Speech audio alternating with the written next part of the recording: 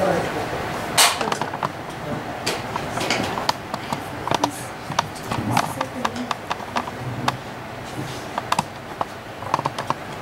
my teeth look myself.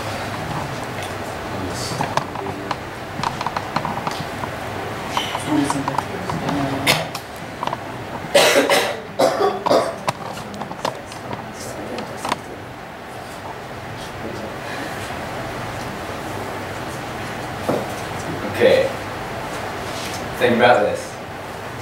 College football programs, Division I, make upwards to $5.5 billion just on ticket sales.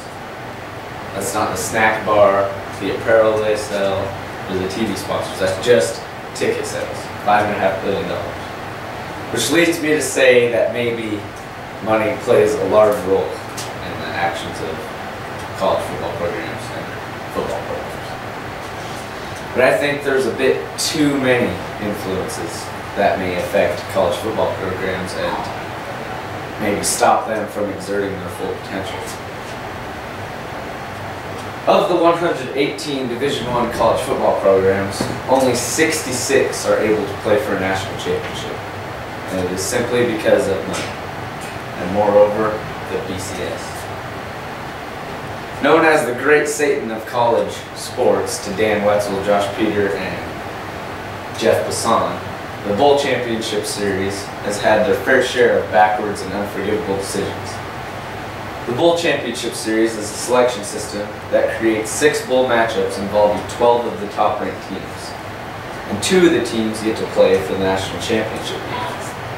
The problem with that is the decision for the top 2 teams to play in the national championship is a recurring disagreement that is yet to be solved. This obviously helped. On various occasions, there are up to 6 undefeated schools in the mix, but only 2 of those schools are able to play for the national championship. This obviously leaves room of question for who the ultimate national champion must be, because when all the dust settles, there are still those teams out there that have yet to be united with victory. Now don't get me wrong, there are many good things about the BCS. Bowl games have always been fun to have because of things like their tradition. The Rose Bowl, for example, has been a bowl game that has been played since 1916. Right now, that is what I would like to bring up. And it gets the highest TV ratings out of any other bowl game. The Rose Bowl does. It's pretty good. And it gets the highest TV ratings out of any other school, any other bowl. But that's what I'd like to talk about right now is TV ratings. Supporters of the BCS claim that having small schools such as Boise State and Texas Christian hurt TV ratings and provide for a lack of ticket sales. Well, I beg to differ, considering that in the 2010 Fiesta Bowl aired on Fox, featuring opponents from 2 non-BCS conferences, being the Mountain West and the WAC, featuring TCU and Boise State, got an 8.7 overnight TV rating. And then the next year, in the 2011 Fiesta Bowl, which had 2 schools from BCS conferences, being the Big 12 and Big East, which happened to be Oklahoma and the University of Connecticut, only managed to draw 6.7 TV rating. And they say they won't get enough ticket sales, but this is TCU Boise State, and it looks like it. And that's probably 10 minutes before the game. It's kickoff, not bad. But it's packed. And if you look back at that other side, those were all BCS conferences. Those are the ones that get to play for the national championship. Conferences these days are all moving around. Small schools are trying to get in there so they can play for it. Stuff like that. But BCS critics like me believe there is a simple solution to the problem of not finding the ultimate national champion. A playoff system. It can be more profitable to the colleges and universities than the BCS in every imaginable way, and it will increase the value of the regular season rather than diminish its importance. Boise State University has had 3 undefeated regular seasons, only to play in some bowl game at the end. The year that Boise State won the Fiesta Bowl in 2007, finishing the season 13-0, Louisiana State University was crowned national champion with 2 losses. How is there any justification of who the true national champion was? The playoff system will be able to root out the true champions and create December/January madness to go along with March Madness. And I'm sure TV users love madness.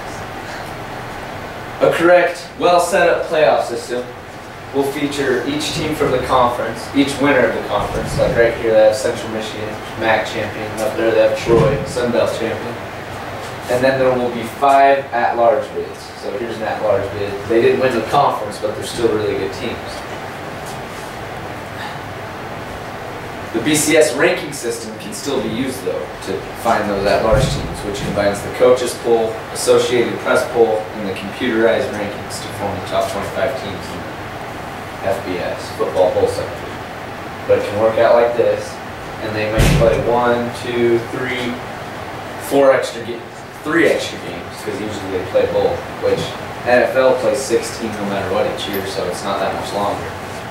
In usual bowl games, the team might take a month off, and they can just be playing that whole month rather than taking a month off. So it'll create more money, there'll be more ticket sales, and each team will get a chance to play for the national championship. In my eyes, a playoff system is only necessary from every possible outlook. But statistics show the size of the school, well, I shouldn't say but, and statistics show the size of the schools playing in the game may not have any influence onto how many people want to come and watch. So I agree with these guys in their definitive case against the Bowl Championship Series when they say, death to the BCS. Thank you.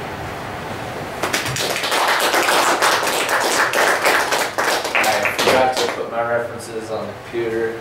I took some from this book. It's a pretty good book. You should try reading it sometime. And then I used some internet resources to find some history on the Rose Bowl, and I found an article by Michael McCarthy in USA Today about bowl ratings.